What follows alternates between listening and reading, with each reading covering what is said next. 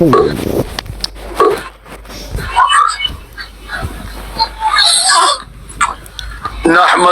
ونصلي على رسوله الكريم اما بعد فاعوذ بالله من الشيطان الرجيم بسم الله الرحمن الرحيم اصبر على ما يقولون واذكر عبدنا داود ذا الأيد انه اواب انا سخرنا الجبال معه يسبحن بالعشي والاشراق والطير محشورة كل له أواب وشددنا ملكه وآتيناه الحكمة وفصل الخطاب صدق الله العظيم.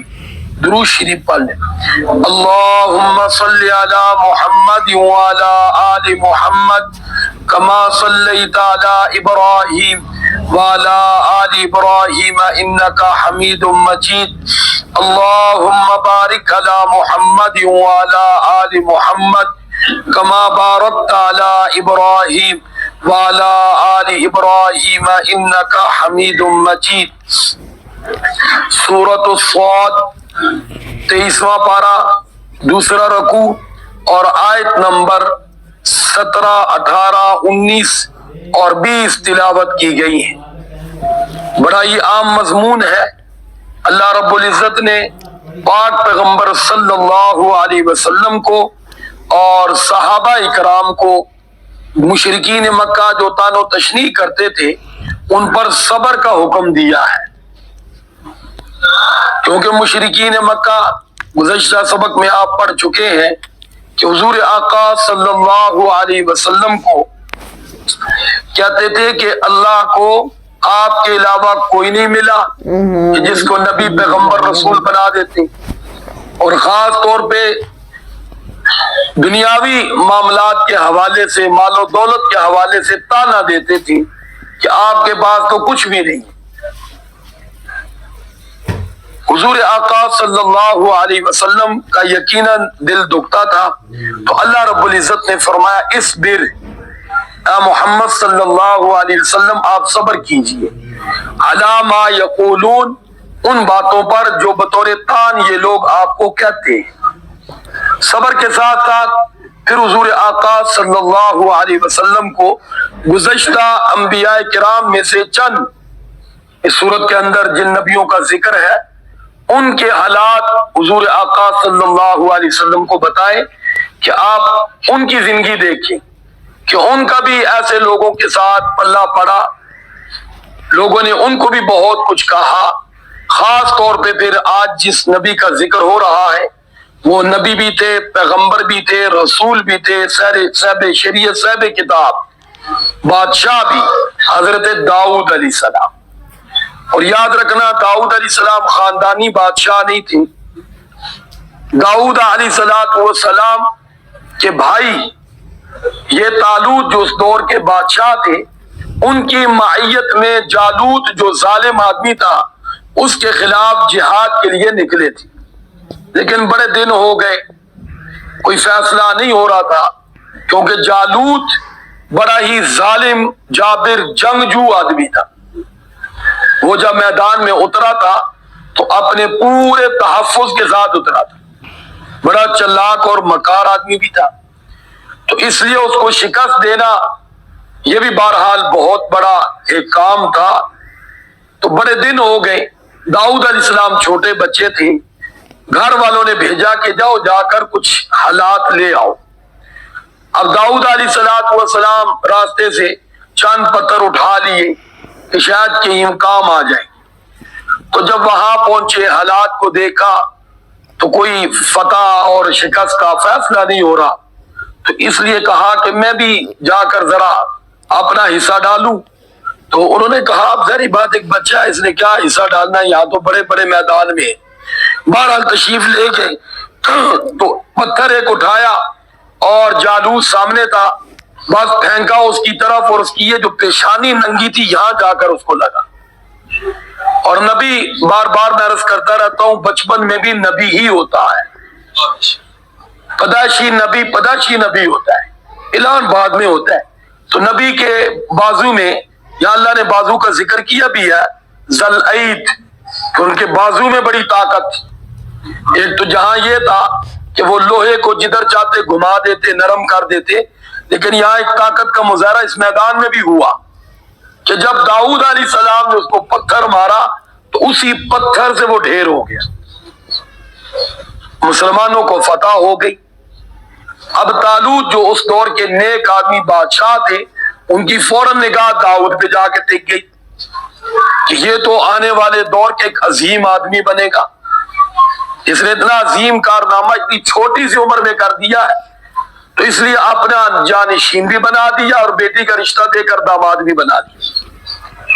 تو اللہ رب العزت نے پاک پیغمبر صلی اللہ علیہ وسلم کو تسلی دی کہ میرے محبوب آپ ان کی باتوں پہ پریشان نہ ہو، داؤد علیہ السلام بھی کوئی خاندانی بادشاہ نہیں تھے، وہ بھی ہم نے ان کو بادشاہت بھی دے دی، نبوت بھی دے دی، آگے یہ خطابت بھی دے دی، تو آپ بھی انشاءاللہ قدموں میں آپ کے ہم دنیا بھی ڈھیر کریں گے، آپ مکہ مکرمہ کے بادشاہ بھی ہوں گے، فیصلہ پھر آپ کریں گے، آپ کے ہوتے ہی پھر کسی کو فیصلے کی طاقت نہیں ہوگی، کسی کو اجازت نہیں ہوگی۔ اس لیے داؤد علیہ السلام کا ذکر خیر کر کے اللہ رب العزت نے پاک پیغمبر صلی اللہ علیہ وسلم کو تسلی بھی دی، اور ساتھ ساتھ یہ بھی فرمایا کہ ان کے ساتھ بھی ایسے لوگوں کا واسطہ پڑا ہے کہ جو لوگ داؤد علیہ السلام کے انتہائی مخالف تھے، اور یہ فرمایا کہ انبیاء کرام علیہ السلام کی جماعت کے ساتھ قوموں کا رویہ رہا ہے، انہوں نے بھی صبر کیا اور وہ بھی پھر آخر فتح یاب ہوئے اور پیغام انہی کا غالب آیا، تو آپ بھی انہی کی طرح صبر کریں، پیغام آپ ہی کا غالب ہوگا۔ تو یہ اللہ رب العزت فرماتے ہیں وَاذْكُرْ عَبْدَنَا، اے محمد صلی اللہ علیہ وسلم یاد کیجئے ہمارے بندے داؤد علیہ السلام، ذل عید، کہ جو بڑی قوت والے تھے، یعنی ہم نے ان کی بازو میں طاقت رکھی۔ اب اللہ کی شان دیکھے، جو کام لوگ دنیاوی اسباب سے لیتے تھے، ہتھوڑا اور اس دور کے جو بھی تھے لوہے سے کام بنانے کے لیے، وہ اللہ تعالیٰ نے داؤد علیہ السلام کے ہاتھوں میں طاقت رکھ دی۔ پھر فرما انہو اواب، وہ صرف بادشاہ ہی نہیں تھے، ان کے صرف بازو میں قوت ہی نہیں تھی، انتہا درجے کے اللہ سے محبت کرنے والے تھے، اللہ سے لو لگانے والے تھے، اللہ کی ذات کا سہارا لینے والے تھے، ہر لمحہ اللہ کے سہارے جینے والے تھے۔ یہ خاص بندے کی صفت ہے، اللہ ہمیں بھی نصیب فرما دے۔ کون سی؟ کہ اللہ ہی کا سہارا لینا، اللہ ہی پر بھروسہ کرنا، اللہ ہی سے لو لگانا، جب بھی کوئی بات کرے تو انسان اللہ کے سہارے کی بات کرے۔ تم جانتے نہیں ہو میں کون ہوں، میں مسلمان ہوں، میں اپنے اللہ پہ سہارا رکھتا ہوں۔ یہ بات کہنا یہ کمال کی بات، ہم اس کو الٹ کہتے تو جانتا نہیں میں کون ہوں، یہ غلط بات ہے، یہ صحیح ہے۔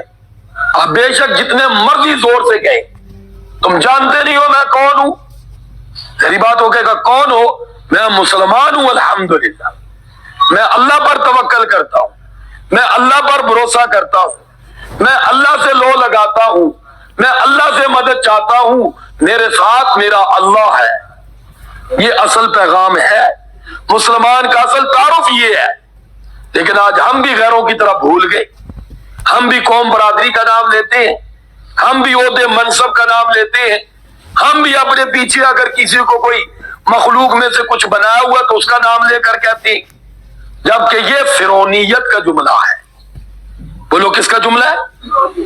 آپ خود دیکھیں کہ جب غار ثور میں پاک پیغمبر صلی اللہ علیہ وسلم کو صدیق اکبر نے عرض کیا حضور وہ تو آ گئے، یہ نہیں فرمایا تھا کیا کر لیں گے، بولو بھائی یہ کچھ نہیں کر سکتے، پیچھے عمر بھی موجود ہے، عثمان بھی موجود ہے، علی المرتضیٰ بھی موجود ہے، نہیں کیا فرمایا تھا؟ سارے بولو ان اللہ معنا، اللہ ہمارے ساتھ ہے، سارے بول لو۔ یہ سبق ہمیں بھی یاد رکھنا چاہیے، اللہ ہمارے ساتھ ہے۔ قوم کا نام نہیں لیا، خاندان کا نام نہیں لیا، جماعت کا نام نہیں لیا، اپنی ذات کا نام نہیں دیا کہ نہیں یہ ہمارا کچھ نہیں بگاڑ سکتے. نہیں، یہ حضور آقا صلی اللہ علیہ وسلم نے اپنی امت کو بہت بڑی تعلیم دی ہے، جو کہ آج اس کو بھی ہم چھوڑ چکے. آج ہمارا تعارف بھی ہماری یہاں قوم ہے، برادری ہے، ہمارا محلہ ہے، سیاسی پارٹی ہے، مذہبی پارٹی ہے، کوئی بھی آپ لے لیں. آج اللہ معاف کرے ہم بھی اسی کو وہ شو کراتے ہیں اور پھر اگلا لمحہ ہماری رسوائی کا ہوتا ہے. اور اوپرلی سطح پہ بات ہوتی ہے عالمی برادری ہمارے ساتھ ہے، اوپر والے بات کرتے ہیں عالمی برادری ہمارے ساتھ ہے، اور پھر اگلا لمحہ کیا ہوتا ہے. تو بہرحال اللہ رب العزت فرماتے ہیں انا سخرنا الجبال. اب اللہ وہ نعمتیں ذکر کر رہے ہیں جو داؤد علیہ السلام کے ساتھ خاص طور پہ تھی. اب دیکھو بادشاہ کا صرف اشارہ دیا ہے، لیکن اصل کیونکہ یہ بڑی نعمت نہیں ہے، یہ تو ایک خدمت اور ازمائش ہے. بڑی نعمتیں اور ہے جو یہاں ہے. فرمایا ہم نے مسخر کر دیا پہاڑوں کو، معاہو ان کے ساتھ، کس کام کے لیے؟ یسبحنا، ہم اپنی تسبیح کے لیے. کمال یہ ہے کہ داؤد علیہ السلام جب سبحان اللہ پڑھتے تھے تو آپ نے عموماً دیکھا ہوگا غار وغیرہ میں یا انسان کنویں وغیرہ میں وہ یوں آواز لگائے نا سبحان اللہ، تو وہ آواز گونج کے آتی ہے. آواز گونج کے نہیں آتی تھی، پہاڑ بھی کہتا تھا سبحان اللہ. یہاں یہ تھا، یہاں آواز نہیں گونجتی تھی کہ داؤد علیہ السلام کی آواز گونجتی تھی اور وہ آواز واپس آتی تھی. آواز واپس نہیں آتی تھی، پہاڑ بھی کہتے تھے سبحان اللہ. اور فرمایا بالعشی والاشراق، شام کے وقت بھی اور سورج نکلتے وقت بھی. اشراق آپ جانتے ہیں، اشراق کا ٹائم سورج نکلنے کا ٹائم، یعنی یہ ٹائم تھا داؤد علیہ السلام کا اللہ کی یاد کا. ویسے تو ہر لمحہ اللہ کو یاد کرتے تھے، لیکن خاص طور پہ جیسے ٹائم ٹیبل میں آتا ہے. لیکن اس وقت فرمایا یہ منظر بن جاتا تھا کہ اگر پہاڑوں میں ہے تو پہاڑ بھی ساتھ تسبیح کر رہی، اور فرمایا اگر میدان میں ہے تو اللہ فرماتے وَالطَّيْرَ مَحْشُورًا، پرندے وہیں جمع ہو جاتے اور وہ بھی داؤد علیہ السلام کے ساتھ اللہ کی تسبیح میں لگ جاتے. اللہ نے فرمایا کُلٌّ لَّهُ أَوَّابٌ، وہ سب مل کر یعنی داؤد علیہ السلام کے ساتھ خوب ہمیں یاد کرتے تھے، اللہ کا ذکر کرتے تھے. اور یہ بھی آپ جانتے ہیں کہ نسل انسانیت میں جو اللہ تعالیٰ نے ایک آواز عطا فرمائی ہے وہ داؤد علیہ السلام کی ہے. جنت کے اندر بھی خوبصورت ترین آواز جو جنتیوں کو ملے گی، اس کی پہچان اور تعارف بھی آواز داؤدی ہے. اور دنیا کے اندر بھی کوئی خوبصورت تلاوت کرے یا حمد و نعت پڑھے، اس کو بھی کہتے ہیں یار لحن داؤدی میں پڑھ رہا ہے جی، کیا اس کی آواز ہے. تو داؤد علیہ السلام کے ایک تعارف آواز میں بھی ہے. پھر اللہ رب العزت فرماتے ہیں وَشَدَدْنَا مُلْكَهُ، اب یہ بعد میں بادشاہ ذکر کی کہ ہم نے ان کو ملک کی بھی استحکام بخشا. اور فرمایا وَآتَيْنَاهُ الْحِكْمَةَ، ان کو دانائی عطا فرمائی، وَفَصْلَ الْخِطَابِ، اور کیا ہی پیارے خطیب تھے. خطابت یعنی بات سمجھانے کا ملکہ، بات برملا اور موقع محل کے مطابق کہنے کا سلیقہ. اللہ فرماتے وہ بھی ہم نے کمال کا داؤد علیہ السلام کو دیا تھا. تو بہرحال ان آیات مبارکہ میں اللہ رب العزت نے پاک پیغمبر صلی اللہ علیہ وسلم کو صبر کا اور حضرت داؤد علیہ السلام کا ذکر خیر فرما کر میں نے پہلے عرض کر دیا. ایک تو یہ کہ داؤد علیہ السلام بھی خاندانی بادشاہ نہیں تھے، سب کچھ ہم نے بعد میں دیا. تو فرمایا محمد صلی اللہ علیہ وسلم ہم آپ کو بھی دیں گے، ان کے اس طعنے کا جواب بھی ہو جائے گا. اور دوسری بات انہوں نے بھی صبر کیا اور اپنی منزل کو پا لیا. آپ بھی صبر سے چلتے رہیں، کامیابی آپ ہی کے قدم چومے گی اللہ، اور پھر چومے کامیابی نے قدم. حضور آقا صلی اللہ علیہ وسلم پھر اسلام کا جھنڈا اس مکہ کی سرزمین پہ گاڑ دیا اور قیامت تک انشاءاللہ لگا رہے گا. اللہ مجھے اور آپ کو بھی محمد عربی صلی اللہ علیہ وسلم کی اس مبارک تعلیم کو قدر کی نگاہ سے دیکھنے کی اور عمل کرنے کی توفیق عطا فرمائے. وآخر دعوانا ان الحمدللہ رب العالمین. درود شریف پڑھ. اللہم صلی علی محمد وعلی آل محمد کما صلیت علی ابراہیم وعلى آل إبراهيم إنك حميد مجيد اللهم بارك على محمد وعلى آل محمد كما باركت على إبراهيم وعلى آل إبراهيم إنك حميد مجيد لا إله إلا الله محمد رسول الله